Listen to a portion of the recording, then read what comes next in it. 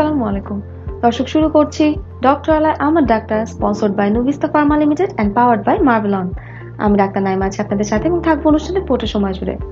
দর্শক, আজকে আমরা কথা বলবো পিসিওএস এন্ড ইনফার্টিলিটি নিয়ে। আর এই বিষয়ে কথা বলার জন্য আজ আমাদের মাঝে উপস্থিত আছেন professor doctor Rashida Begum madam. তিনি চিফ কনসালটেন্ট হিসেবে কর্মরত আছেন infertility care and research centre ঢাকাতে, এবং পাশাপাশি তিনি one of the pioneer of test tube baby treatment in Bangladesh. আসসালামু আলাইকুম ম্যাডাম, কেমন আছেন? ওয়ালাইকুম আসসালাম, ভালো। তুমি কেমন আছো? আমি ভালো আছি ম্যাডাম। আপনার ব্যস্ত সময় থেকে আমাদেরকে সময় দিয়েছেন, আপনাকে অনেক ধন্যবাদ। ধন্যবাদ তোমাকে। ম্যাম, আমরা আজকে কথা বলবো পিসিওএস এবং ইনফার্টিলিটি নিয়ে। তো প্রথমে আপনার কাছে জানতে চাচ্ছি যে পিসিওএস আসলে সমস্যাটা কি এবং এর লক্ষণগুলো কি কি? পিসিওএস এটি একটি মেয়েদের প্রবলেম, হরমোন জনিত প্রবলেম আসলে। তো এটাতে যেটা হয় যে মেয়েদের যে নিয়মিত মাসিক হয়, যে মাসিকটা হয় না, এটা মূল প্রবলেম। আর এর সাথে যে ইনফার্টিলিটি জড়িত, সেটা হলো যে মাসিক যে হয় না, এটা হলো তার ওভুলেশন হয় না। প্রেগনেন্সির জন্য ওভুলেশন দরকার, ওভাম দরকার। এই ওভুলেশনটা হয় না দেখি মাসিক হয় না, এটাই তার মেইন প্রবলেম থাকে। এছাড়া মেয়েদের কিছু এক্সট্রা প্রবলেম থাকে, এরা একটু ওবেজ থাকে, তারপরে হার্সিটিজম বলে বিভিন্ন জায়গায় অনাকাঙ্ক্ষিত বা অবাঞ্ছিত লোম থাকে, যেটা মানে male type of hair distribution থাকে। এটাই মূলত মেইন সমস্যা পিসের মধ্যে। এবং বাচ্চা হয় না, এটা একটা ইম্পর্টেন্ট। বিয়ের আগে একটা আনম্যারিড মেয়ে হয়তো মেনস্ট্রুয়াল অ্যাবনর্মালিটিস বা ওবেসিটি, হার্সিটিজম এই কমপ্লেইনগুলো থাকে। বিয়ের পরে অ্যাড হয়, তার বাচ্চা হয় না। ম্যাম, কাদের এই সমস্যাটা হওয়ার সম্ভাবনা থাকে? এটা কিছুটা জেনেটিক্যালি ডিটারমাইন্ড। আর ওবেসিটির সাথেও রিলেটেড, ওবেসদেরও হতে পারে যাদের অ্যান্ড্রোজেন বেশি থাকে অনেক সময়। বেশিরভাগই জেনেটিক্যালি ডিটারমাইন্ড, স্পেসিফিক কারণ বলা যাবে না যে কারণে হচ্ছে। ম্যাম, এই পিসিওএসটা যে হচ্ছে, এখানে তো নিশ্চয়ই হরমোনের একটা ইমব্যালেন্স হচ্ছে। তো কোন ধরনের হরমোনগুলোর ইমব্যালেন্স? হরমোনাল ইমব্যালেন্স তো হয়। মেয়েদের যে বেসিক হরমোনগুলো থাকে এফএইচএইচ, এলএইচ, তারপরে ওভারি থেকে আসে এস্ট্রোজেন, প্রজেস্টেরন, এগুলো এলএইচটা বেশি থাকে। এলএইচটা অল্টার থাকে, নর্মাল মেয়েদের মতো থাকে না। কিন্তু এর চেয়েও বেশি হলে যে অন্য একটা হরমোন, যেটা অ্যান্ড্রোজেন, মেইল হরমোন, সেটা বেড়ে যায়। এর যে প্যাথোলজিক্যাল যে সিকোয়েন্সগুলো আছে, তাতে অ্যান্ড্রোজেন লেভেলটা অনেক বেড়ে যায় বলেই মেইল টাইপ অফ হেয়ার ডিস্ট্রিবিউশনটা হয়, ওই ক্যারেক্টারিস্টিক্স অ্যান্ড্রোজেন থাকার জন্য। এবং এই অ্যান্ড্রোজেনের জন্যই ওভুলেশন হয় না। আপনার ফলিকল ওভাম যেখান থেকে হয় সেগুলোকে অ্যাট্রিশিয়া করে ফেলে, যার জন্য নিজে নিজে ওভুলেশন হয় না এবং মাসিকও হয় না। 2 মাস 3 মাস পর পর মাসিক হয়, অনিয়মিত হয়ে যায় মাসিক। ম্যাম, অনেক সময় দেখা যায় যে পিসিওএস এর কারণে কিন্তু অনেকেরই অনিয়মিত মাসিক হচ্ছে বছরের পর বছর। তো তাদের কিন্তু একটা প্রশ্ন থাকে যে আমি ট্রিটমেন্ট নিলে কি আমার এই মাসিকটা নিয়মিত হবে কিনা? এখন ঠিক বছরের পর বছর না, রেগুলার হয় না, হয়তো বছরে 12 বার সাইকেল হচ্ছে, তো তাদের হয়তো 6 বার 8 বার 4 বার এরকম হয়তো 3 মাস 2 মাস এরকম পর পর হয় কি। যেটা কারণ একটা হরমোন এস্ট্রোজেন, যেটা ওটা ইউটেরাসের উপরে এফেক্ট থাকে একটা সার্টেন পিরিয়ড পরে, অ্যানওভুলেটরি মেনস্ট্রুয়েশন সেটা হয় তার। এখন প্রশ্ন হচ্ছে যে সে ম্যারিড নাকি আনম্যারিড। যদি আনম্যারিড হয়, তাকে রেগুলার সাইকেল করার জন্য আমরা সাধারণত ওসিপি দিয়ে থাকি। হ্যাঁ, আনম্যারিড হলে ওসিপি, নট ফর কন্ট্রাসেপশন, এখানে ট্রিটমেন্ট হিসেবে দেওয়া হয়। তাহলে ওসিপির মধ্যে এস্ট্রোজেন, প্রজেস্টেরন দুটোই থাকে। এস্ট্রোজেন যাদের ওভুলেশন হয় না বলে প্রজেস্টেরনটা থাকে না। প্রজেস্টেরন না থাকার জন্য এন্ডোমেট্রিয়ামটা চেঞ্জ হয়, প্রজেস্টেশন ফেজ সেটা কনভার্সন হয় না দেখে মাসিক হয় না। তো পিল দিয়ে এই প্রজেস্টেশন ফেজটাকে করা যায়, তারপরে তার উইথড্র হয়। তো এটা কিন্তু ওভুলেশনকে রিভার্ট করলো না, এটা সে স্টিল ওভুলেটরি, কিন্তু তাকে আর্টিফিশিয়ালি মেনস্ট্রুয়েশন করানো হচ্ছে, ইউটারাস থেকে ব্লিডিং করানো হচ্ছে হরমোন দিয়ে।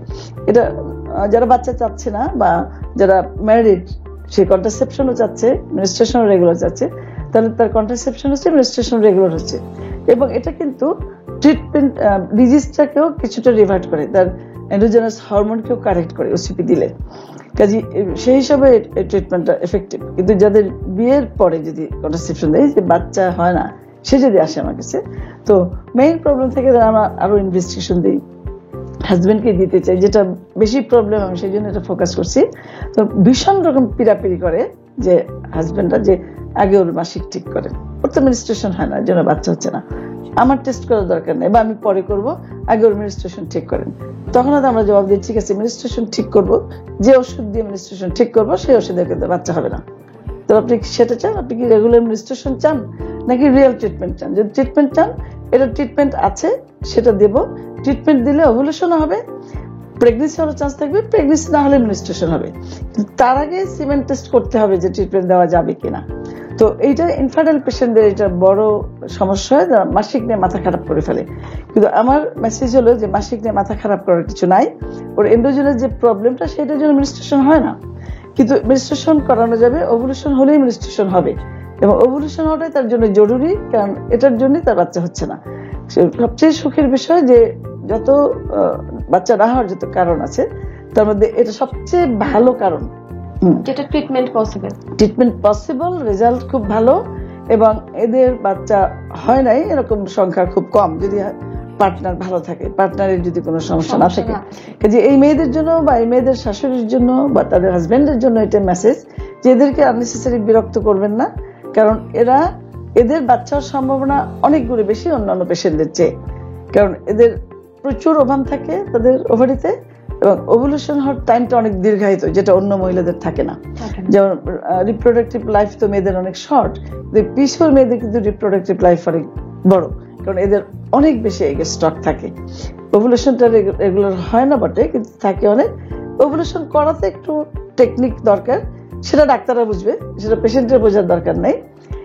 ডাক্তাররা বুঝবে কিভাবে ড্রাগ অ্যাপ্লাই করলে ওভুলেশন করানো যায়। কিন্তু পেশেন্টদের জন্য মেসেজ হলো অবশ্যই ওজন কম রাখতে হবে।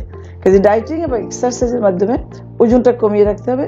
ওজন যদি কমে, তাহলে নিজে নিজেই অনেকের মেনস্ট্রুয়েশনটা রিভার্ট হয়, কারণ এক্সারসাইজের সাথে কিছু এন্ডোজেনাস চেঞ্জ হয়, যেটা ভিতরের কিছু প্রবলেম থাকে, ইনসুলিন রেজিস্ট্যান্স বলে, হাইপার ইনসুলিনিমিয়া, ওটা কারেক্ট হয়ে যায়। ওটা কারেক্ট হলে তখন নিজে নিজে ওভুলেশন হতে পারে, মেনস্ট্রুয়েশন হতে পারে, ইভেন প্রেগন্যান্সি হতে পারে। আচ্ছা দর্শক, তাহলে আমরা জানতে পারলাম যে জন্ম নিয়ন্ত্রণ পিল শুধুই মাত্র জন্ম নিয়ন্ত্রণে সাহায্য করে না, পাশাপাশি কিন্তু পিসিওএস এর ট্রিটমেন্টেও খুব বড় একটা রোল প্লে করতে পারে। ম্যাম, এখন আমরা জানতে চাচ্ছি যে এই পিসিওএস এর থেকে কি ধরনের জটিলতা সৃষ্টি হতে পারে? একটা তো ইনফার্টিলিটি, বাচ্চা হয় না, একটা লং টার্ম ইফেক্ট আছে, এদের ডায়াবেটিস হওয়ার চান্স বেশি থাকে, এন্ডোমেট্রিয়াল হাইপারপ্লেসিয়া, এবং hyperplasia sometime leads to endometrial carcinoma হওয়ার চান্স থাকে, তারপর হার্ট ডিজিজ হওয়ার চান্স থাকে, কার্ডিওভাস্কুলার প্রবলেম হতে পারে, হাইপারলিপিডিমিয়া মানে লিপিড বেড়ে যায়। যে লং টার্ম অনেক অ্যাডভার্স ইফেক্ট আছে, এটাও তাদের পাশাপাশি মনে রাখতে হবে যে এটা বাচ্চা হয়ে গেলেই কিন্তু পিসিও কারেক্ট হয়ে যায় না, যেহেতু তার এন্ডোজেনাস একটা প্রবলেম। যে বাচ্চা হয়ে যাওয়ার পরেও তাকে হেলথ মেনটেন করতে হবে। হ্যাঁ, বিশেষ করে জাস্ট লাইফস্টাইল মডিফিকেশনে কিন্তু অনেক বড় হেল্প করতে পারে। ম্যাম, ইনসুলিন রেজিস্ট্যান্সের একটা সম্পর্ক আছে আমরা জানি পিসিওএস এবং ইনফার্টিলিটি দুটোর সাথে, তো আসলে এটা সম্পর্কটা কোথায় এবং কি ধরনের সমস্যা হতে পারে? এই যে ইনসুলিন রেজিস্ট্যান্স যেটা, এটা কিভাবে হয় বা রেমেডি কি, এটা ডাক্তারদের জন্য প্রযোজ্য, জেনারেল পপুলেশনের জন্য এটা খুব একটা ইম্পর্টেন্ট না। ইনসুলিন ওদের যে জেনেটিক প্রবলেম থাকে, বললাম যে ইনসুলিন কাজ করতে পারে না, এই জন্য ইনসুলিন রেজিস্ট্যান্স বলা হয়। ইনসুলিনটা কাজ করতে পারে না বলে তার ব্লাড সুগার লেভেলটা বেড়ে যায়। যেহেতু ইনসুলিন কাজ করে না, ইনসুলিনের কাজ হলো সুগার ইউটিলাইজ করা, কাজে সে সুগার ইউটিলাইজ করতে পারছে না, ব্লাড সুগার লেভেল বেড়ে যাচ্ছে। যখনই ব্লাড সুগার লেভেল বেড়ে যায়, সে আবার প্যানক্রিয়াসকে স্টিমুলেট করে টু রিলিজ মোর ইনসুলিন, তখন আরো বেশি ইনসুলিন হয়। সেই ইনসুলিন যত বেশি ইনসুলিন হয়, কোনো কাজ হবে না, সে তো গ্লুকোজ ইউটিলাইজ করতে পারে না, কিন্তু গ্লুকোজ কন্টিনিউয়াস স্টিমুলেশন দেয় ইনসুলিন রিলিজ করার জন্য, ইনসুলিন লেভেল বেড়ে যায়, এটাকে বলে হাইপার ইনসুলিনেমিয়া। এই ইনসুলিন ওভারি এবং অ্যাড্রিনাল গ্ল্যান্ড যেটা, এখান থেকে অ্যান্ড্রোজেন রিলিজ করে, যেটা মেল হরমোন। এই অ্যান্ড্রোজেন রিলিজ হওয়ার পরে তখন এটাকে বলে হাইপার অ্যান্ড্রোজেনিজম, যেহেতু অ্যান্ড্রোজেন লেভেল অনেক বেড়ে গেল।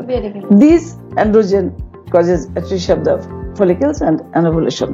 তো এখন হাইপার ইনসুলিন এভাবে করে, এই জন্য এক্সারসাইজ যারা করে, এক্সারসাইজ করলে exercise independently can utilise glucose, সে নিজেই গ্লুকোজ ইউটিলাইজ করতে পারে, একটা মেকানিজম আছে।